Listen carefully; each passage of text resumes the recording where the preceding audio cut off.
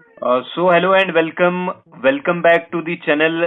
तो जी हाँ दोस्तों, आज हम बात करेंगे अपने डेली वेजर्स वर्कर्स के बारे में। आज हम यहाँ पर बात करेंगे प्रोमिसेस वर्सेस रियलिटी को लेकर आज बात होगी। जिस तरह से अगर हम बात करें रूलिंग पार्टी की, तो रूलिंग पार्टी के जो एमपीज हैं लगातार जो प्रोमिसेस कर रहे हैं कि इनके मसले मसाइल यहाँ पर हल होंगे। तो आज हम प्रोमिसेस वर्सेस रियलिटी को लेकर आज हम यहाँ पर जो बात करने वाले हैं। तो हमारे साथ यहाँ पर एक डेली विजर भाई जो है वो जुड़े हुए हैं। फोन लाइन पर हमारे साथ एक डेली विजर यहाँ पर जो है वो जुड़े हुए हैं। इनसे हम जो है वो जानने की कोशिश करेंगे। सबसे पहले आपका भाई बहुत बहुत शुक्रिया जो आपने हमारे चैनल पर यहाँ पर जो है ज्वाइन किया। तो आपसे जानना चाहूंगा, जिस तरह से रूलिंग पार्टी के एक एमपी, यानी मैं नाम ही लेता हूं, जुगल किशोर शर्मा ने ये कहा है कि आपको रेगुलाइज किया जाएगा, आपका जो वेतन है उसका हम पूरा जो है प्रयास कर रहे हैं कि आपका जो वेतन है उसे जो है वो जल्द से जल्द बढ़ा दिया जाए।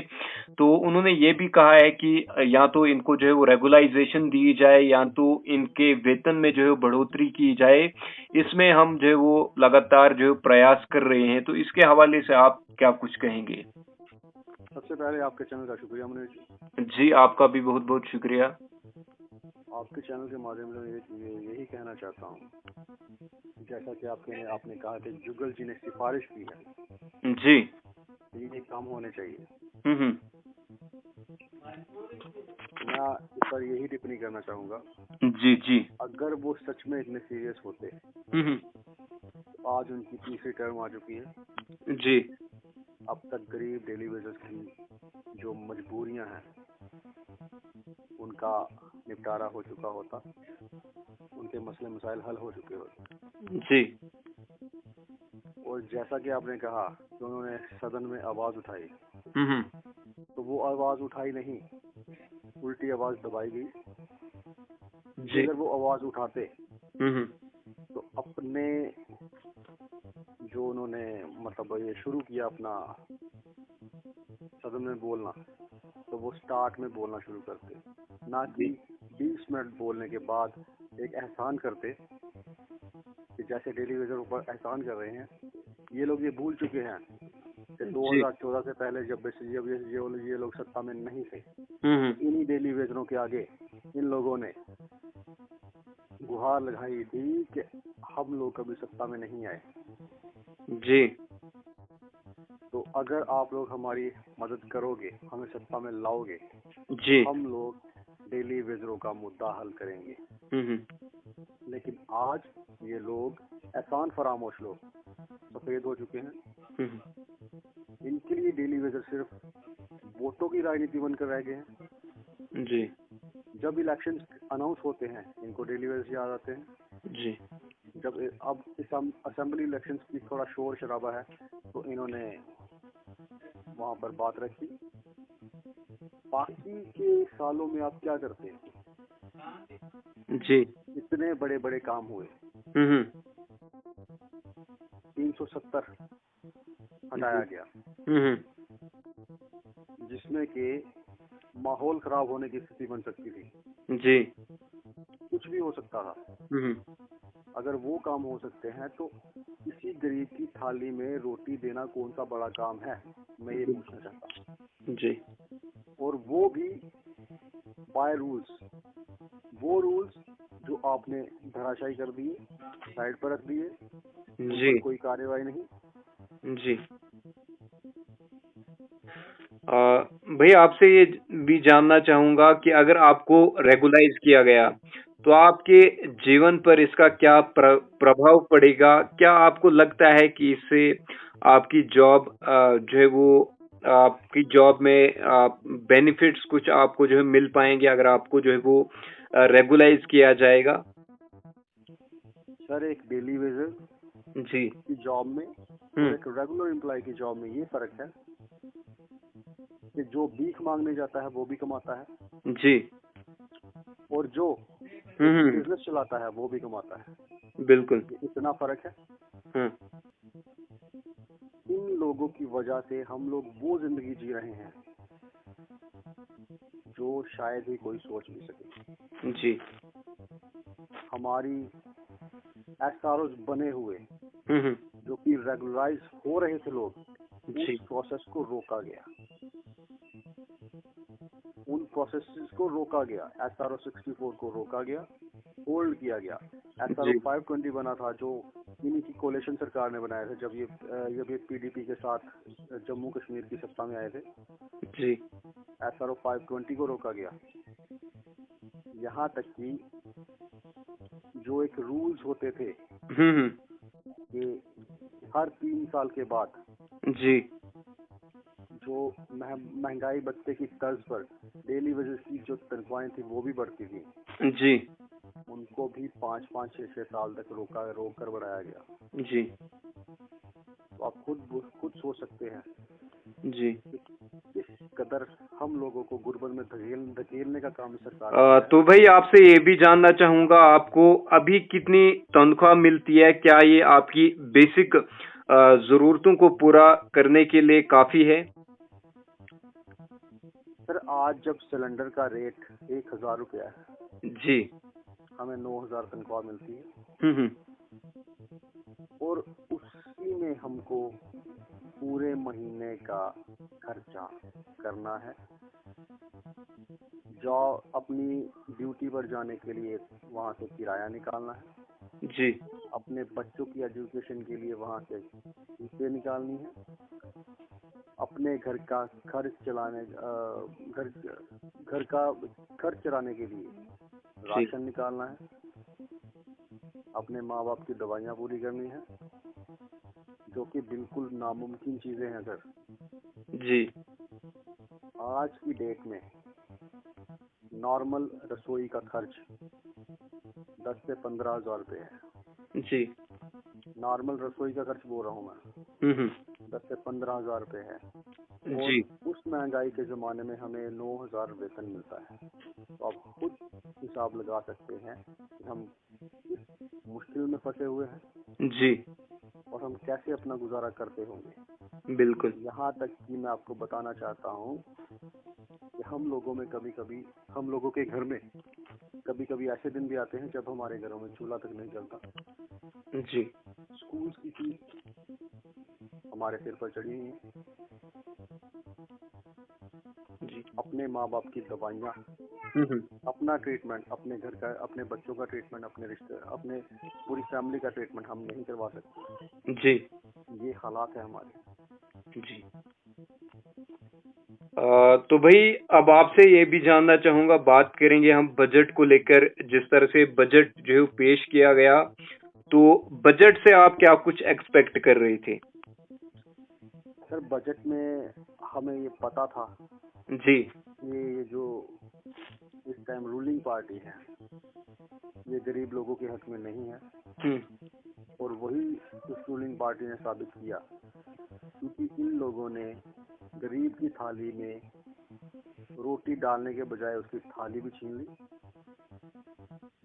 ये बजट सिर्फ बजट एक नाम का बजट था, जो सिर्फ एक ड्रामा हुआ। बाकी गरीबों के लिए इसमें कुछ नहीं।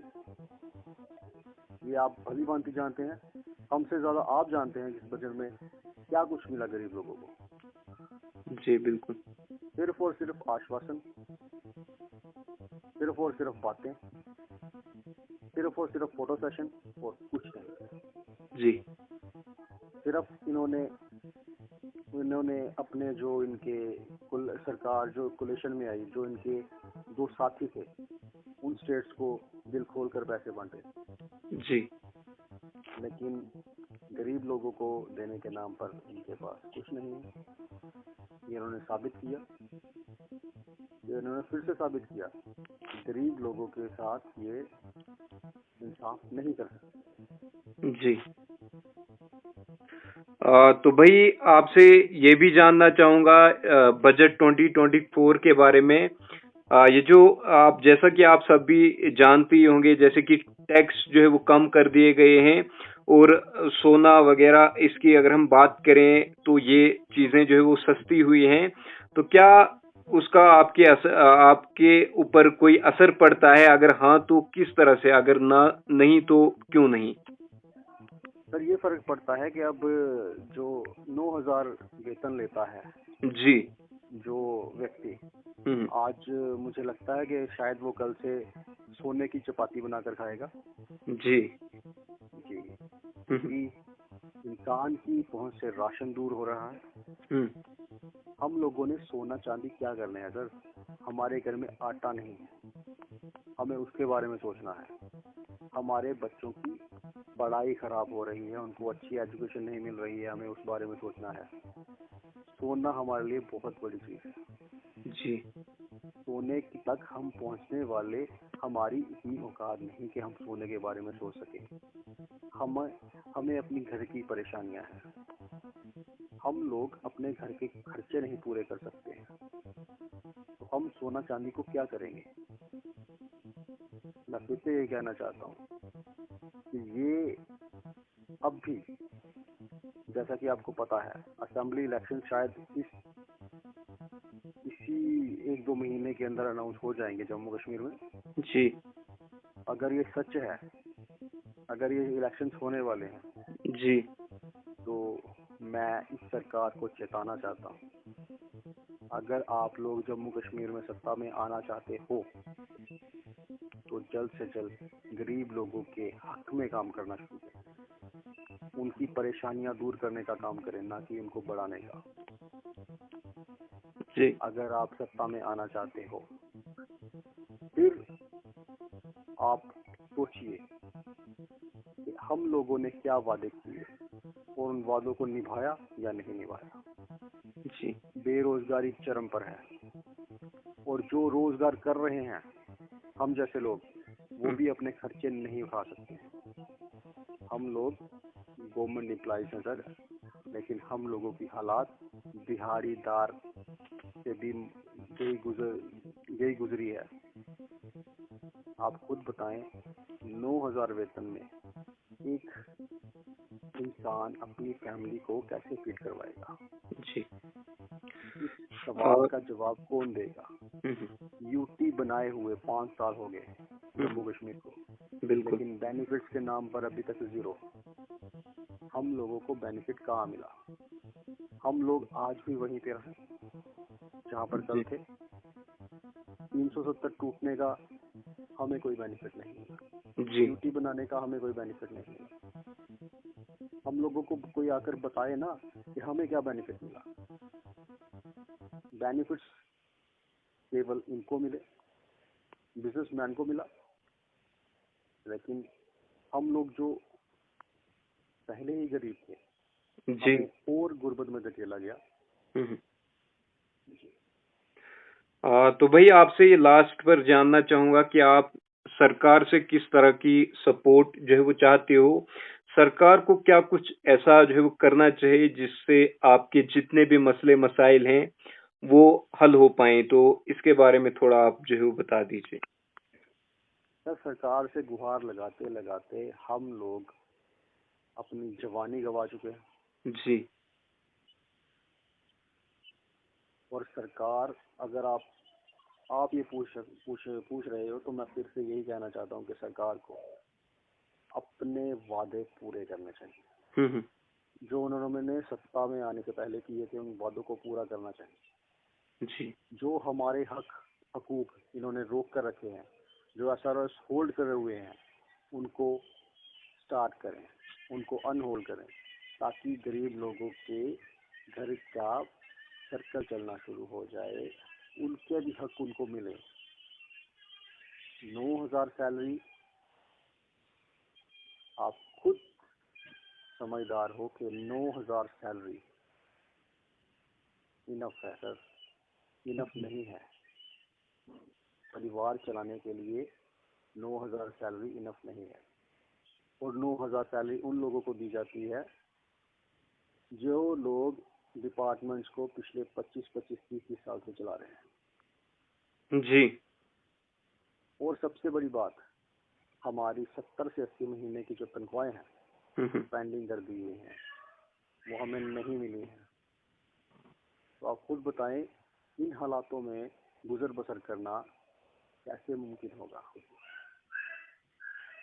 यही वो कारण है कि हमारे डेली बेसिस हाई डिप्रेशन की वजह से कोई ड्यूटी पर अपना शहीद हो जाता है,